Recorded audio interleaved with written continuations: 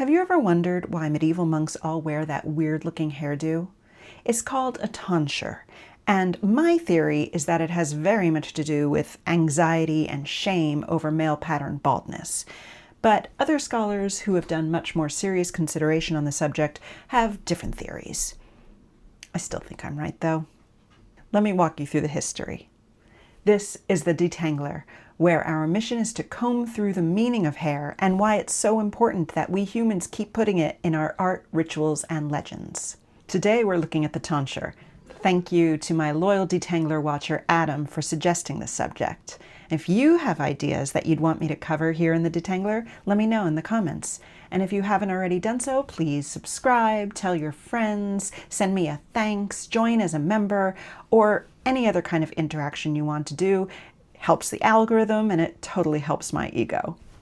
So, tonsures. And to be clear, today I'm only talking about Catholic tonsures, because so many different cultures have their own rituals about hair cutting. It's because hair cutting or head shaving is such a symbolic gesture. You're giving up a part of yourself. It's a renunciation. It's part of your vanity. It marks time. There's a lot of symbolism included with hair, and that's why so many different cultures have their own rituals around it. The Catholic tonsure gets its precedent from Paul in Acts 18:18. That's where he takes a vow and marks it by cutting his hair. The practice goes back at least as far as 5th century AD, when St Jerome said that clerics shall not shave their heads, yet they shall not let their locks grow long. They shall only trim the hair of their heads. And that's almost certainly in response to the monks who were shaving their heads. A shaved head was a sign of slavery in ancient Greece and Rome, and that's probably why the monks adopted it, to show their servitude to Christ, and why St Jerome said that it was inappropriate for priests, who were supposed to be religious leaders. But by the end of the 5th century, priests as well as monks were doing the tonsure. And it continued more or less up until 1972, when Pope Paul VI abolished it. Well, he abolished it as the first steps toward priesthood, but he said that monks could still do it if they wanted. Incidentally, it was in the same decree where he doubled down on no women in the priesthood, and priests have to be celibate. And that's because these all go together: the tonsure, gender, and celibacy. If we're being Freudian, any kind of hair cutting or shaving is akin to castration. So if we're loosening up the rules on castration, we better not go crazy and actually let real women participate, and God forbid, let priests have sex. In the same decree, he also abolished the order of the exorcist, which is probably unrelated, but I thought you'd want to know. There were actually 3 different types of tonsures. There's the Roman tonsure, which is the one that we all know and love, also called St. Peter's or the Petrine tonsure or the coronal tonsure. Coronal as in crown, because this is supposed to resemble the crown of thorns that Jesus wore up until and during the crucifixion. It was supposed to symbolize a monk's separation from society and worldly things. Isidore of Seville in the 7th century wrote, "By this sign the vices in religion are cut off, and we strip off the crimes of the body like hairs.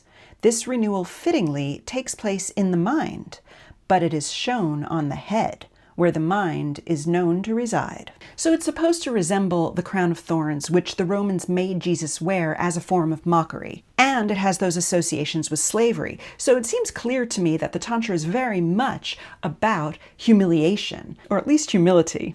And so that's why I don't think it's an accident that it resembles so much male pattern baldness. Men have been ashamed of going bald since time immemorial. As far back as in ancient Egypt, they had loads of recipes that were supposed to cure baldness. In classical Rome, baldness was called a disfigurement or a deformity by the gossip historian Suetonius. And of course today, we have men spending loads of money and getting painful procedures trying to reclaim their hair.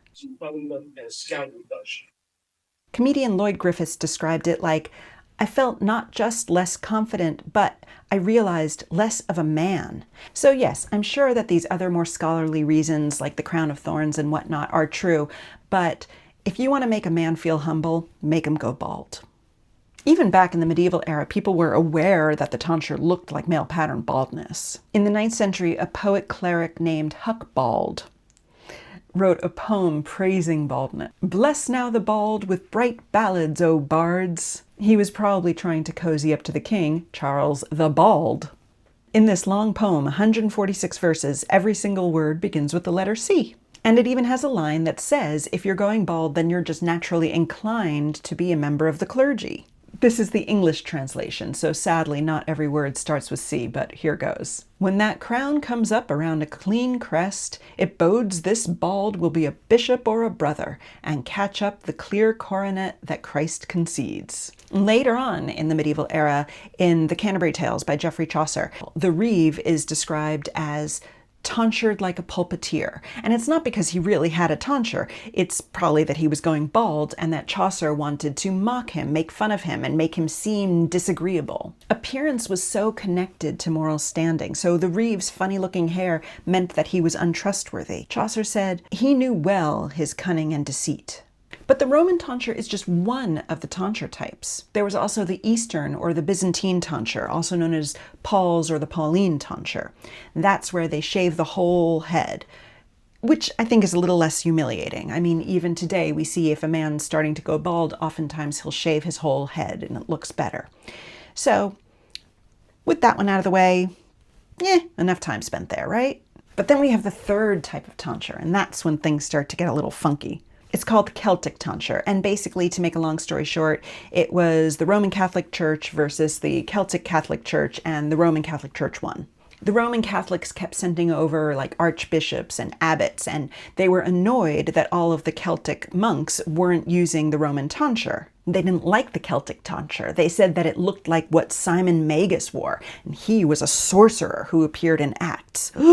Definitely don't want to be having the hairdo of a magician if you're a good Catholic, right? In 731, Bede described it like this. In the front of the forehead, it does seem to bear the resemblance of a crown, but when you come to look at the neck, you find that the crown, which you expected to see, is cut short. Obviously, if it's anything to do with a sorcerer, it might seem like a crown in the front, but it's all going to be deception and damnation behind it all. So this goes on for a couple of hundred years until finally the Celtic monks are ordered to conform to the Roman tonsure. And this order came down from Louis the Pious, who was Charlemagne's son. And that poem we heard earlier in praise of baldness for Charles the Bald, well, Charles the Bald was Charlemagne's grandson. So it seems we may have some sort of genetic or familial interest in baldness. That said, some people say that Charles the Bald wasn't bald at all. He was actually quite hairy. Either way, during the Carolingian Empire, men were expected to have their hair short, and clerics were expected to have the Roman tonsure. And so the Roman tonsure beat out the Celtic tonsure by 817 AD, which is still in the early Middle Ages, in a period sometimes called the Dark Ages, because history kind of goes a little bit dark then. We just don't have an awful lot of documents and artifacts from that era, and so we don't really have any clarity about what the Celtic tonsure actually looked like. No clear images remain, and the descriptions are a little bit hard to parse. It said that it went from ear to ear, but does that mean that it went ear to ear and the front was shaved but the back was left long, or it went ear to ear and the back was shaved and the front was left long? Or does it mean that there was a stripe of hair going ear to ear, or a stripe of baldness going ear to ear? One scholar, Daniel McCarthy, has done the most work on this topic, and he says that it was actually a triangle. Personally, I think any of those options sound plenty enough humiliating to fit the bill, because the tonsure was meant to be humiliating. When it wasn't something that a monk was doing by choice, it was used as a punishment. It was actually how Charlemagne and the Carolingians came into power.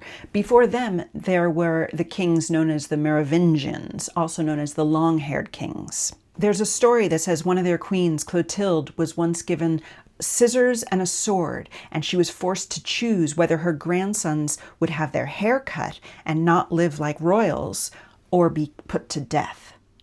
She chose death. Eventually, the last Merovingian king, Childeric III, was tonsured and stuck in a tower until he died. And voila, Charlemagne came to power, and he and the Carolingians said it was cool to be bald. So we have them to thank for this incredibly distinctive hairdo.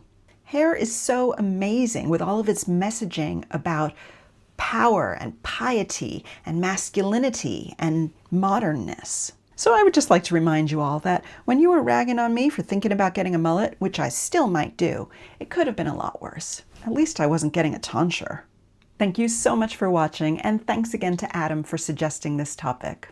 As I've mentioned a couple of times before, there may come a time in my life when the siren song of a corporate paycheck comes singing to me again, and that time is upon us. It's not a forever thing, but I am taking a 3-month contract to do some research for a corporate entity. So it might slow down the pace of the detangler videos, but rest assured it's not stopping. This is my passion, and I'm going to continue to create videos all about the meaning of hair. But girls gotta eat, right? So if you have any research topics that you'd like to commission from me, let me know. Let's talk about it. I'm open for hire. I don't only research hair. I just prefer to. Until then, see you next time on The Detangler.